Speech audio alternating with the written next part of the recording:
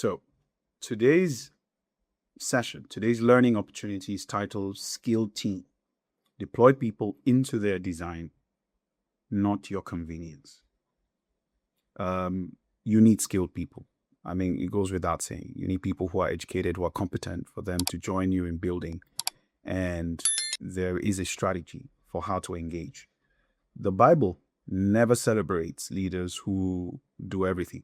It celebrates leaders who can deploy everything, who recognize, release, and maximize the gifts in those around them. Jethro told Moses, "What you are doing is not good. You will kill your people. They'll be burnt out, and you will wear yourselves out."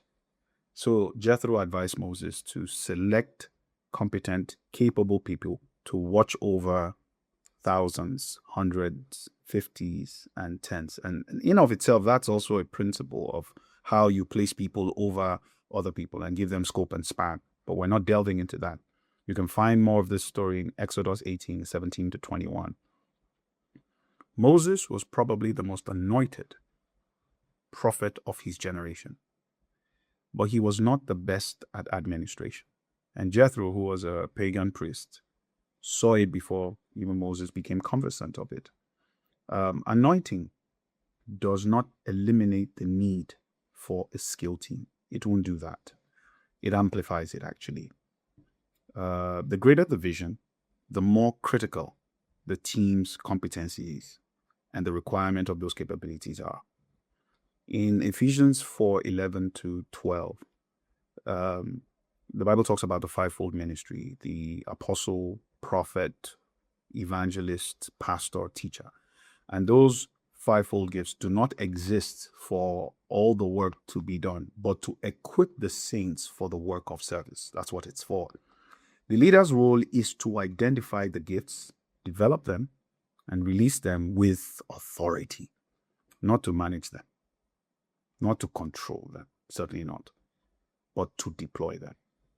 In organizational terms, this is the difference between a manager and a multiplier. A manager extracts values from people. He's about wringing them till he can get all the value from them. A multiplier amplifies value through people. Kingdom builders are multipliers because the kingdom works by reproduction, not extraction. The deployment principle, notice the word deploy. It's a military language, actually. You do not deploy a soldier into an area they have not been trained for. You deploy them at the point of their greatest training, when they're peaking at the highest level of, risk or their risk. The same is true for your team. Put people where they are strongest, not where they are most comfortable. Strength under pressure reveals character. And character, not competence, is what sustains a nation. However difficult that may be, it is the truth. Now, how to implement. I won't leave you without something you can work with practically.